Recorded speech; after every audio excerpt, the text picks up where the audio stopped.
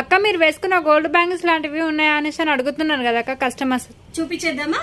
Hello friends, regular గా తెప్పిస్తూ ఉంటామండి. ఇవి ఏంటంటే నేను వేసుకునే మాత్రం గోల్డ్ బ్యాంగిల్స్ అండి. షాప్ కి వచ్చిన కస్టమర్స్ ఏంటంటే మీ దగ్గర లేవా అండి ఇలాంటివి అని అంటారు. గోల్డియా, రోల్డ్ గోల్డియా అని కూడా అడుగుతారు.